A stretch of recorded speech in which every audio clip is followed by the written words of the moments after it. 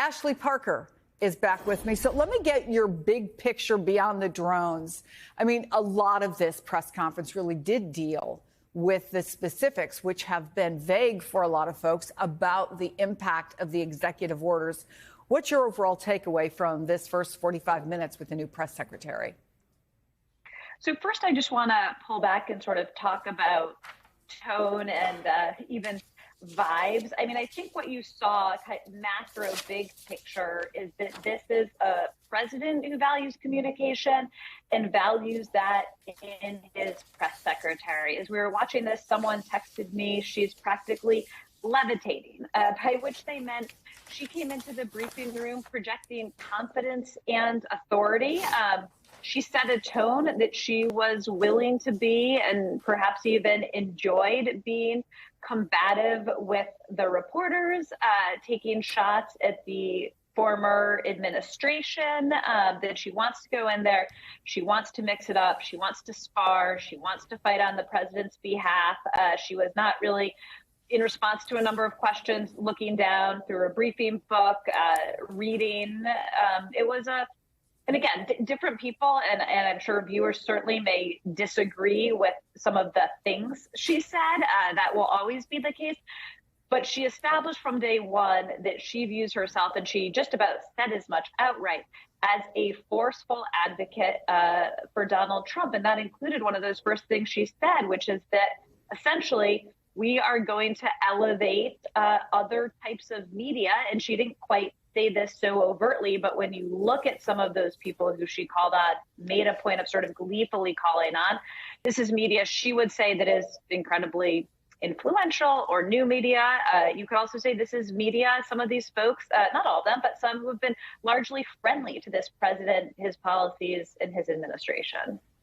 Yeah, I don't think there's any doubt about that. I also don't think that there is a way to necessarily keep a job as press secretary without being the kind of forceful advocate that, I mean, it's not like, President Trump has made any secret of that. That is what he expects from the people he works with. Let me bring in NBC's Julia Ainsley, because Julia, the press secretary, talked about the people arrested in the targeted enforcement operations by, as she called them, criminals. We saw operations in Chicago. They're ongoing, as far as we know, still in New York. They're planning to move to Colorado tomorrow. Your reporting, though, indicates that that is not necessarily the case. What can you tell us about who's a criminal, who isn't, and what you make of what she had to say about what this administration is doing? Well, Chris, she said a number of things I'd like to fact check about the people who are being arrested. Our Peter Alexander really pressed her on whether or not they were going to expand the net of people that they're arresting and not just focus on those with criminal records. And her response to him and to others is that they're all criminals. They all came into this country illegally.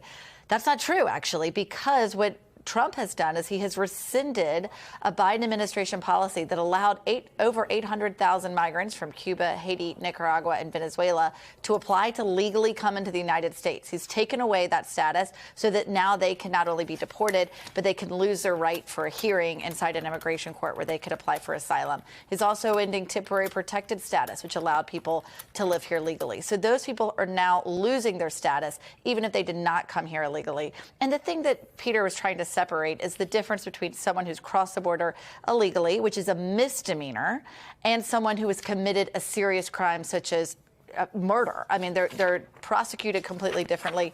In fact, a misdemeanor, which is under the code 1325, has usually not been something that has been prosecuted. In fact, they only started prosecuting all of those people under zero tolerance that allowed Trump to separate families. So big difference between those two pools. One more thing I want to address is what they said about Catholic charities. There was a question she got about Catholic charities actually helping migrants, basically abetting them in illegal immigration. When I'm down at the border, and anyone who's reported from the border will tell you this isn't an inside scoop, the Border Patrol calls the Catholic charities. They're calling the nuns before they come and drop migrants off there. Without Catholic charities, those people would be left on the streets, overwhelming the border towns, homeless without a place to go.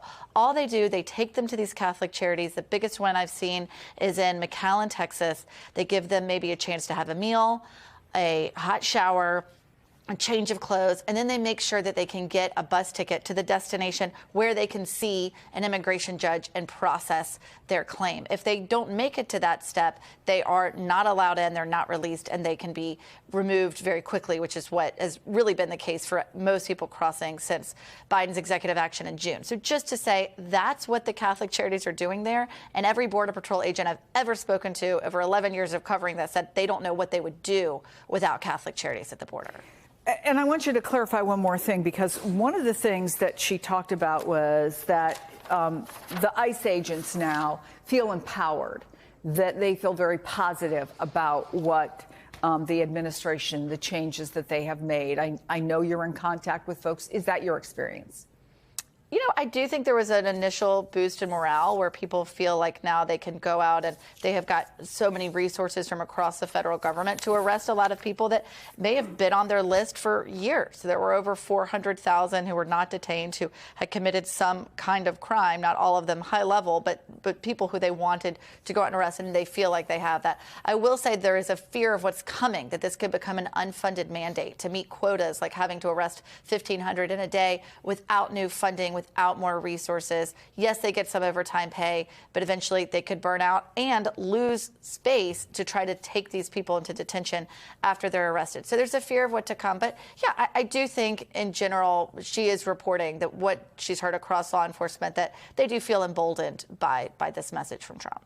And we are watching that unfold in real time. Thank you for that, Julia. So when it comes to the freeze on federal funding and the loans that the White House announced overnight, we just got some details from the press secretary on what will not be affected: Social Security, Medicare, SNAP benefits. But our Peter Alexander pressed her on other programs.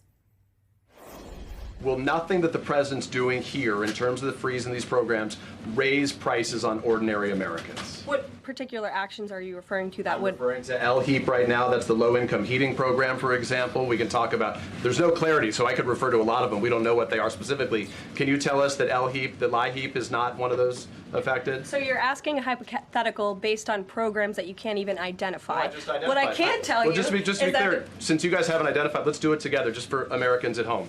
Medicaid, is that affected? I gave you a list of examples: Social Security, Medicare, welfare benefits, food stamps that will not be impacted by this federal pause. I can get you the full list after this briefing from the Office of Management and Budget. I want to bring in NBC's Sahil Kapoor on Capitol Hill. So, do we know what will be affected? The questions were asked very specifically. You heard Peter asking about housing assistance. Meals on Wheels was a later question. Medicaid was not addressed. She said Medicare, but not Medicaid. What do we know? We have a sense of what is covered, Chris, but we don't have full clarity, as that briefing by Caroline Leavitt, the new White House press secretary, just showed. Apart from the few specific things she did identify, we've been talking to Senate Democrats and the Appropriations Committee staff that has identified hundreds of billions of dollars in federal spending that could be implicated for a freeze or a halt in any federal money going out the door. That includes things like veterans care, elder care in nursing homes, rural hospitals, funding for local law enforcement, infrastructure projects, combating fentanyl, as well as disaster relief and firefighting. Senator Mark Warner, the Democrat from Virginia, said his office just got a phone call from a domestic violence shelter, the only one that's serving multiple counties in his state of Virginia, that said they may have to close their doors if Trump doesn't reverse course immediately. So that's the message that Democrats are pushing out today far and wide, that this is going to cause an enormous amount of chaos and confusion. And to Peter Alexander's question, our colleague asked a really important question: is Medicaid covered? Caroline Leavitt didn't know the answer to that. This is a pretty important thing to know, I would say, if you're freezing federal funding, because this is a health insurance program that covers about 72 million Americans. It's in partnership between the federal government and the state, so it's not in the same category as Medicare and Social Security, where the federal benefits go out directly. Those two programs are exempt from this, but it's unclear whether Medicaid is going to be frozen as well, which would have an enormous impact not only on low-income people who benefit from the program, but also hospitals and providers that are relying on payments from that program, Chris. All right, thank you for that, Sahil. Now let me bring in NBC News Justice and Intel correspondent Ken Dilanian. So, Ken, the press secretary was also asked about those career lawyers at the Justice Department being fired. She cited a Supreme Court case saying if challenged in court about those firings, they think they would be successful. Tell us about the case and what you know about what happened with these firings. Right. So this is a case that involved the Consumer Financial Protection Bureau, which was set up by Congress and had restrictions on whether the president could fire the head of that agency. And the Supreme Court ruled in that case that the president had the absolute right to fire executive branch officials who were carrying out his authority. But the Supreme Court also ruled in 1985 in the Loudermill case, famously, that federal employees have a right to due process before they're fired. So there's a conflict here between the president's authority and past Supreme Court precedent on the rights of federal employees. So we'll have to see. It's an interesting argument that they're making, but it's pretty generally established in law that federal civil servants cannot just be summarily fired. They have to go through due process. And what happened here is these career prosecutors got a letter from the acting attorney general saying, we no longer believe that you can faithfully execute the president's orders because you prosecuted the president. You were part of the weaponization of the Justice Department, as they put it. And so therefore, we're firing you immediately. Employment lawyers who I've talked to said that's just not going to fly. They're going to challenge this in front of what's called the Merit Systems Protection Board because there's no allegation that they were incompetent, that they didn't follow orders, that they did anything improper. It was just simply that the president had lost confidence in them. All that said, is there a world in which the Supreme Court says, yeah, civil servant protections are great, but except for when the president decides he wants to fire prosecutors? It's anybody's guess. We'll have to ask other legal experts, but that's what's at stake here. That's what's on the line.